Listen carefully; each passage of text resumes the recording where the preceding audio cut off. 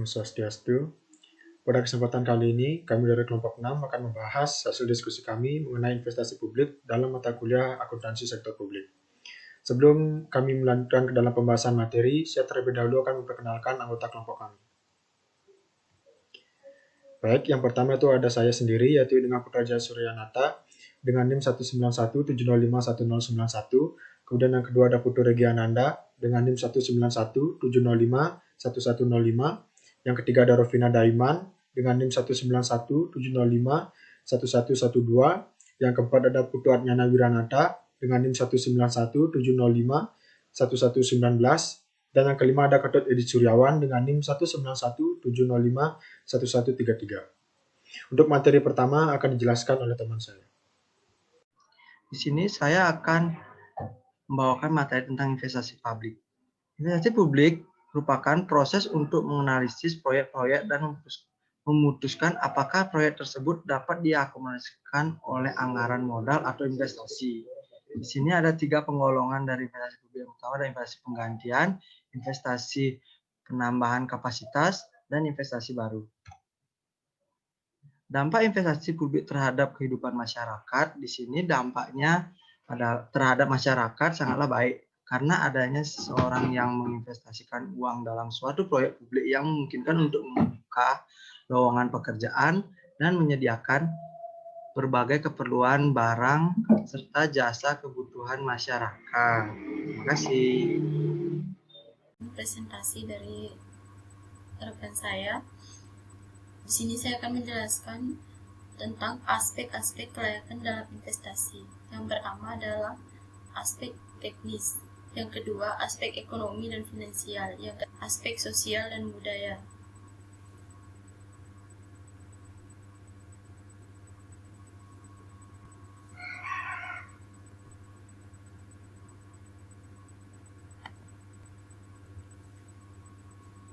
Dalam aspek kelayakan dalam investasi.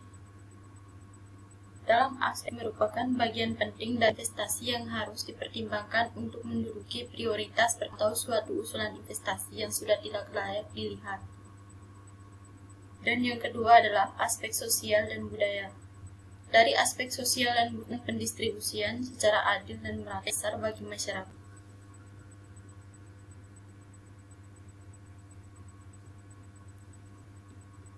Dan yang kedua, aspek ekonomi dan finansial. Dari aspek ekonomi dan finansial menerangkan pengaruh finansial dari proyek yang diusulkan berdasarkan perencanaan anggaran keputusan tersebut mengenai efisien proyek secara finansial, solvabilitas, dan likuiditas. Akan diperhatikan aspek legalitas dan dampak lingkungan yang merugikan. Sekian dari saya, terima kasih. Kenalkan, nama saya Ketut Edi Suryawan dengan NIM 1917051133. Di sini saya akan melanjutkan prestasi dari teman saya. Di sini saya akan membahas cara menentukan kebutuhan investasi publik. Penentuan kebutuhan investasi publik adalah penentuan kebutuhan investasi publik berkaitan dengan jumlah anggaran yang akan ditetapkan bagi masing-masing unit organisasi. Di situ ada 3 cara contohnya. Yang pertama, investasi penggantian. Investasi penggantian pengeluaran untuk penggantian barang modal mengikuti pola umur manfaat modal. Bila umur ekonomi barang modal telah habis, maka perlu pembelian barang modal baru untuk penggantinya. 2. Investasi penambahan kapasitas. Investasi penambahan barang modal perlu dilakukan bila terjadi tuntutan meningkatkan cakupan pelayanan. Yang ketiga, investasi baru. Investasi dapat juga berupa investasi baru yang belum ada sebelumnya untuk jenis investasi baru. Terima kasih. Om Swastiastu, perkenalkan nama saya Putu Adnyana Wiranata. Di sini saya akan melanjutkan presentasi dari teman saya sebelumnya, yaitu mengenai tentang faktor-faktor yang mempengaruhi investasi publik. Tingkat diskonto. Tingkat diskonto merelifikasikan tingkat keuntungan rate of return yang diperoleh dari suatu proyek dengan tingkat risiko tertentu. Tingkat inflasi. Inflasi adalah kenaikan harga seluruh kebutuhan sehari-hari yang terjadi akibat beberapa hal. Inflasi bisa mendara semua negara tergantung dengan bagaimana cara mereka mengantisipasinya. Capital rationing.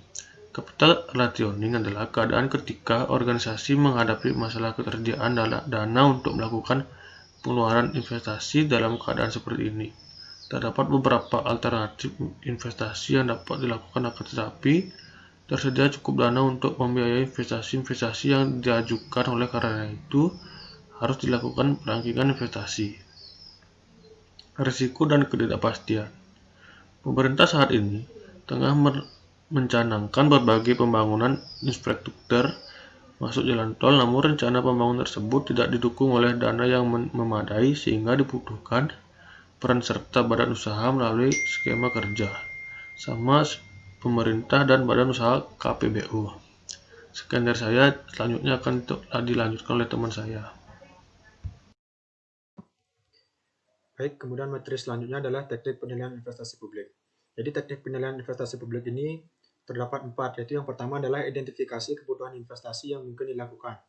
Jadi identifikasi terhadap alternatif yang memungkinkan untuk dianalisis lebih lanjut perlu dilakukan karena keterkaitan antara proyek perlu dipertimbangkan untuk mengetahui sejauh mana penerimaan atau penolakan suatu investasi akan dipengaruhi oleh investasi yang lain.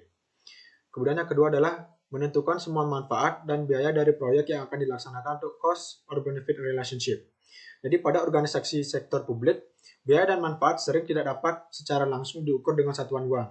Sehingga teknik analisis biaya manfaat sangat cocok untuk diterapkan. Jadi dalam analisis biaya manfaat ini ditekankan pada semua keunggulan ekonomi dan sosial yang diperoleh. Sedangkan untuk biaya ditekankan pada kelemahan proyek yang dikuantifikasikan dalam bentuk uang. Kemudian yang ketiga adalah menghitung manfaat dan biaya dalam rupiah. Jadi, apabila biaya dan manfaat dari suatu proyek tidak dapat diukur dalam bentuk rupiah, maka dalam kondisi tersebut yang dapat dilakukan adalah menghitung nilai manfaat dari proyek yang dijalankan secara tidak langsung dengan menggunakan teknik analisis efektivitas biaya. Kemudian teknik yang keempat adalah memilih proyek yang memiliki manfaat besar dan efektivitas biaya yang tinggi. Jadi rasio biaya dan manfaat atau efektivitas biaya merupakan titik awal penentuan penerimaan proyek. Ada banyak ketidakpastian yang dapat mempengaruhi perhitungan.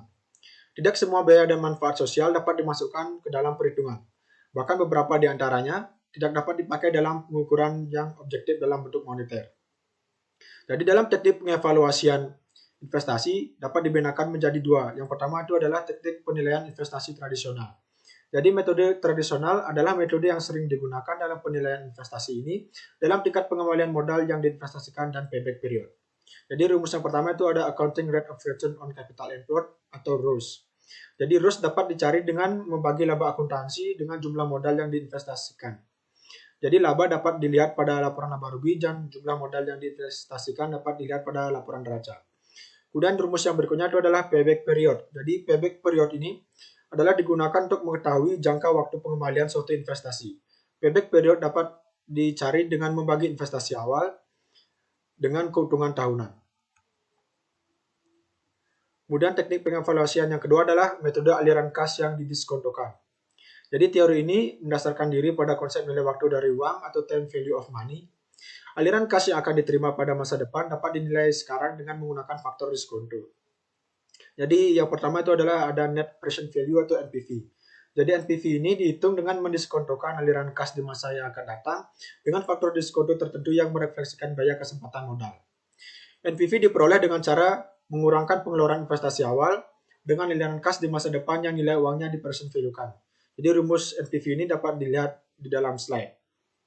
Jadi untuk proyek yang memiliki nilai NPV positif atau plus itu akan menjadi proyek yang dapat diprioritaskan untuk diterima. Sedangkan proyek yang memiliki nilai NPV negatif atau minus, maka proyek tersebut bisa ditolak. Kemudian yang kedua ada Internal Rate of Return atau IRR. Jadi IRR ini mendiskontokan future cash pada tingkat NPV yang bernilai 0 atau dengan bahasa lain dapat diartikan sebagai ukuran yang menyertakan aliran kas bersih di masa-masa yang akan datang dengan pengeluaran pada investasi awal. Jadi IRR ini dinyatakan dalam bentuk persentase. Maka proyek yang memiliki nilai IRR yang paling besar, maka proyek tersebut akan menjadi prioritas untuk diterima dan dijalankan. Baik, jadi dari semua materi yang telah disampaikan, dapat disimpulkan bahwa investasi publik perlu terus dilakukan. karena bisa meningkatkan kesejahteraan masyarakat. Hal tersebut dikarenakan investasi publik bisa menyediakan kebutuhan barang dan jasa dari masyarakat. Dalam pengambilan keputusan suatu investasi publik, perlu dilakukan penilaian terhadap beberapa aspek-aspek yang berpengaruh agar investasi publik yang dilakukan benar-benar efektif serta bisa berdampak baik untuk masyarakat. Baik, sekian presentasi yang bisa kami sampaikan.